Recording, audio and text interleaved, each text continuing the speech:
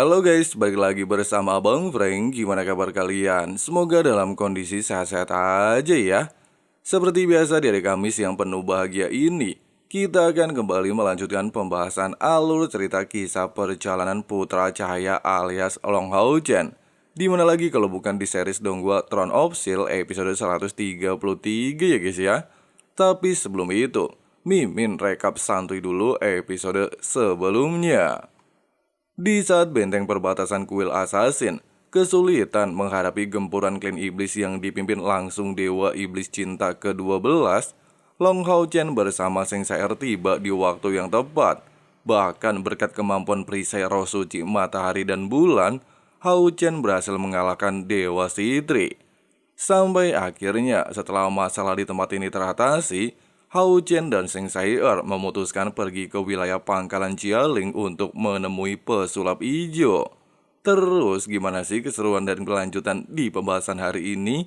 Jadi kuilah cari posisi rebahan yang paling nyaman. Inilah waktunya kita baku hantam.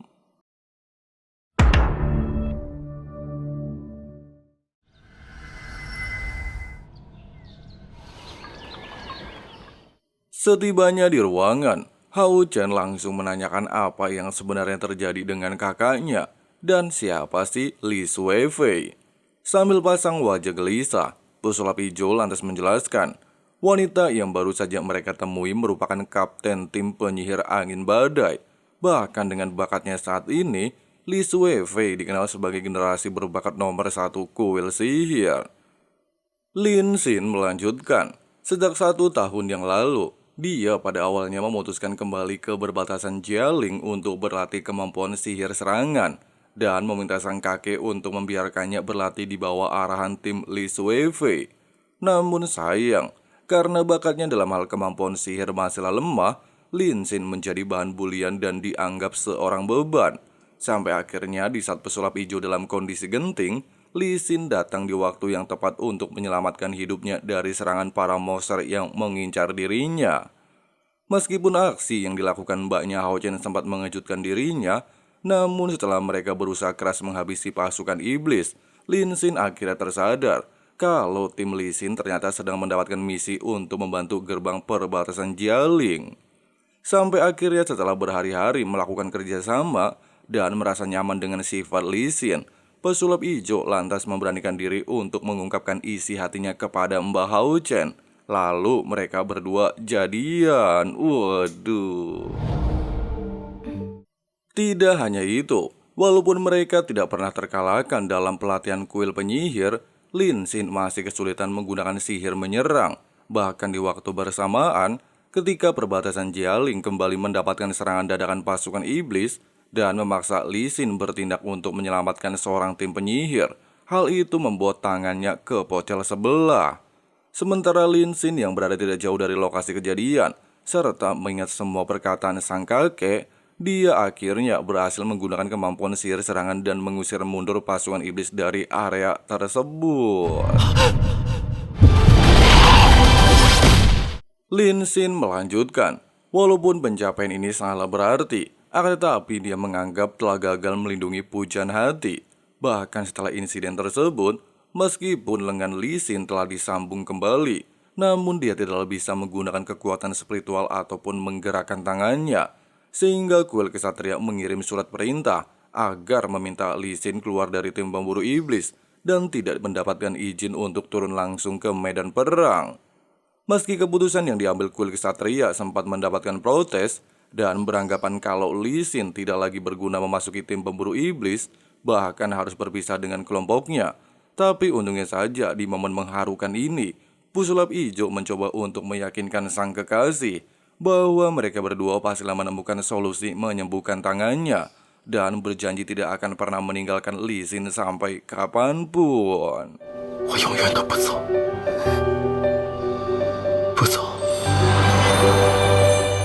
Pasca kejadian tersebut, hari demi hari Lin Xin menemani Li Xin berlatih keras untuk memaksimalkan tangan kirinya sambil mencari beberapa resep bahan obat. Meski sudah bisa digerakkan secara normal dan membuat pelindung tangan agar bisa menggunakan kekuatan spiritual, Lin Xin masihlah membutuhkan material energi spiritual kristal meteorit.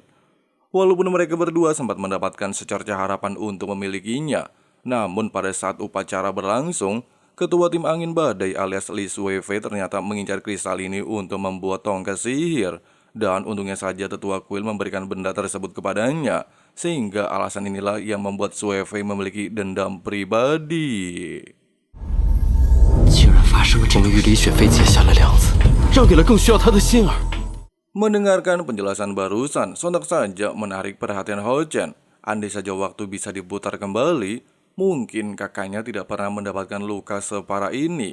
Meski Lin Xin mencoba untuk meminta maaf serta menyesali kesalahan tersebut, tapi Li Xin tidak mempermasalahkannya dengan alasan kalau tangan kirinya sudah kembali normal. Oleh sebab itu, dia meminta Lin Xin bersama Houchen untuk santuy aja. Pada awalnya, Houchen berniat membawa kakaknya menemui Xiaolei. Pasalnya keterampilan sihir kehidupan Xiaolei pastilah berguna untuk memulihkan tangannya. Sang kakak jelas menolak tawaran ini dan mengatakan, selain telah berhasil menguasai pelindung lengan meteorit, Li Xin juga sudah menerobos tingkat 7. Lalu menanyakan, bukankah tujuan Houchen ke tempat ini untuk membawa pergi Lin Xin dari perbatasan Jialing? 发生什么事了？我现在暂时无法。 Li Xin melanjutkan, semua masalah tersebut diakibatkan olehnya. Pasalnya setelah mereka berdua mendapatkan batu meteorit, Li Xin dikeluarkan dari tim Suifei pasukan angin badai, serta menganggap Lin Xin sebagai pemuda lemah yang tidak memiliki bakat dalam hal menggunakan sihir.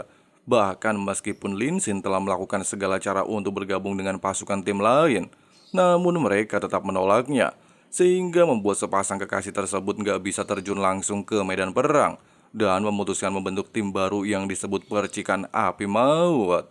Tidak hanya itu, walaupun anggota Percikan Api Maut dikenal seluruh kuil, serta Li Xin juga sepenuhnya menguasai pelindung lengan meteorit dan bertujuan untuk kembali ke medan perang, tetua perbatasan Jialing lantas menolaknya dengan alasan kalau mereka tidak mempercayai Li Xin karena cuma bisa gunain satu lengan. Oleh sebab itu, pesulap hijau memohon kepada para tetua untuk memberikan keringanan. Selama mereka berdua keluar sebagai pemenang dalam kompetisi terakhir, maka Li Xin akan diizinkan kembali mengikuti ujian kuil aliansi. 李雪飞提到的那个比赛， Walaupun Lin Xin membenarkan ucapan Seng Saier dan besok hari adalah babak final, namun dua anggota mengalami luka serius yang diakibatkan oleh pasukan angin badai. Mendengarkan hal ini, Houchen beranggapan kalau semua itu pastilah berhubungan dengan Suifei. Sang kakak menambahkan, selain tujuan Suifei mendapatkan kualifikasi menjadi murid ketua inti, dia juga ternyata memikirkan segala cara agar bisa memenangkan pertandingan babak final, sehingga membuat Li Xin bersama Lin Xin mencari solusi tentang hal tersebut. Dan ternyata... 李欣，需不需要我们帮你？ Singkat cerita, kompetisi babak final akhirnya resmi diselenggarakan, di mana tim Percikan Api yang diketuai Lin Xin berhadapan dengan ketua tim Suifei dari pasukan angin badai. Meski para tetua beranggapan jika cucu kuil penyihir alias Lin Chen tidaklah mungkin bisa keluar sebagai pemenang, namun di sisi lain tim anggota Suifei telah menantikan pihak lawan yang tak kunjung memasuki pertandingan. Tapi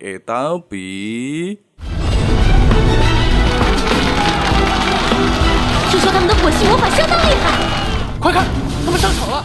merasa ada kejanggalan melihat dua orang tersebut, Suifei lantas menanyakan, bukankah Ling Feng sudah melaksanakan tugasnya dengan sangat baik, tapi kenapa mereka bisa melanjutkan kompetisi? Lin Feng menjelaskan, hal ini tidaklah mungkin terjadi. Pasalnya dia telah memukul dua orang tersebut sampai benar-benar mengalami luka yang cukup serius. Bahkan Lin Feng menduga kalau kedua orang itu bukanlah anggota Percikan Api, melainkan Sing Sayer dan Long Houchen. Di tengah-tengah percakapan ini, sang wasit menyatakan pertandingan babak final resmi dimulai. Namun sebelum perbaku hantaman dilanjutkan, meski Lin Xin sudah mengetahui rencana Suifei, dia bersama Li Xin justru menantang ketua tim pasukan angin badai dan Lin Feng untuk menyelesaikan dendam di antara mereka. Mendapati tawaran ini, Suifei tanpa pikir panjang langsung menerima tantangan tersebut dan memerintahkan anggota lain untuk menghadapi sisanya.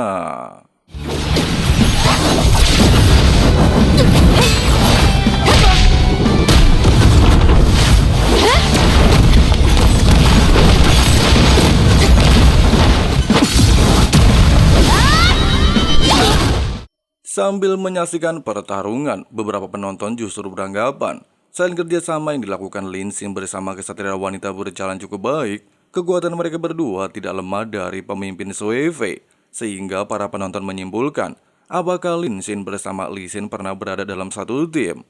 Di sisi lain, pasca menerima serangan telak dari Li Xin, wanita rambut hijau lantas mengakui kemampuan dua sejoli ini. Meskipun Ling Feng mengatakan semua ini berkat kristal meteorit, namun Sui Fei tidak memperdulikan analisa tersebut. Bahkan tanpa basa-basi langsung melepaskan teknik badai Dewi Angin untuk membalikan keadaan.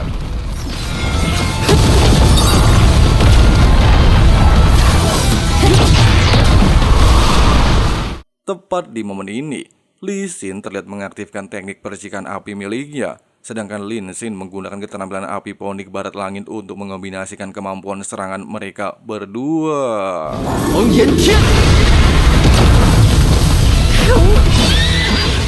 Dalam kondisi terdesak, Sui Fei menegaskan, sebagai kapten pasukan angin badai, dia tidaklah mungkin dikalahkan oleh kesatria wanita tingkat 7.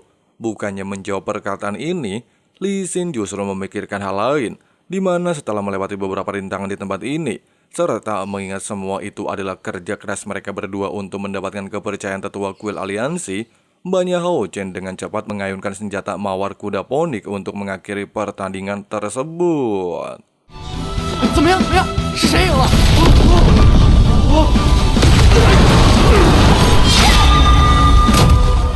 Sambil menyaksikan dua orang di belakang Lin Xin bersama Li Xin, pikiran Ling Feng tiba-tiba saja memudar. Selain mendengar ancaman Sui Fei jika mereka kalah dalam pertandingan nantinya, dia akan diusir dari tim pasukan angin badai. Lin Feng juga beranggapan kalau dua orang itu pastilah Seng Saer dan juga Hao Chen di tingkat 8, sehingga membuatnya tanpa sadar mengungkapkan jika tim percikan api telah melanggar aturan, di mana Ling Feng sudah melukai dua orang itu sampai terluka cukup parah, tetapi masih bisa melanjutkan pertandingan.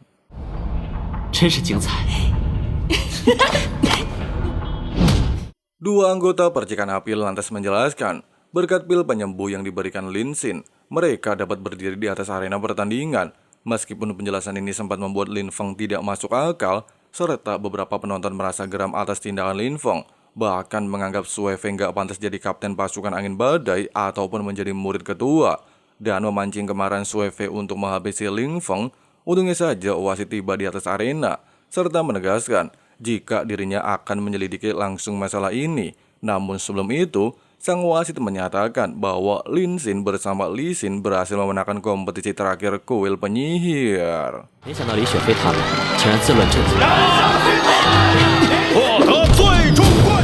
Di tengah-tengah momen kebahagiaan tersebut, di saat Hao Chen berjanji kepada Saer kalau mereka berdua lebih romantis dari kakaknya dan pesulap hijau, namun tanpa terduga hal mengejutkan benar-benar terjadi. Perbatasan Jialing diserang oleh pasukan iblis.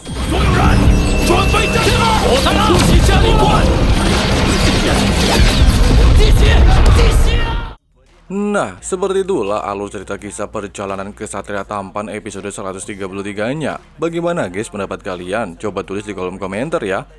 Apakah dengan kemampuan baru Lin Xin bersama kakaknya, Hao Chen berhasil menyelamatkan perbatasan Jialing dari klan iblis? Sepertinya tidak ya guys ya.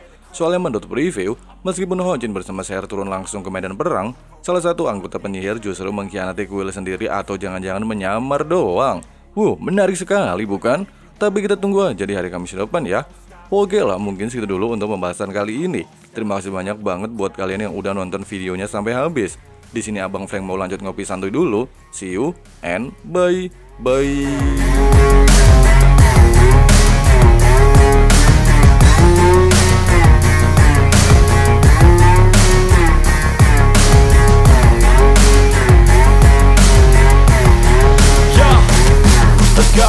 I'm just telling you to fight for your dreams, but it's not what it seems. Man, it's hard to be seen when everybody wants to be king. Yeah, they all wanna ring. Yeah, we all wanna be free.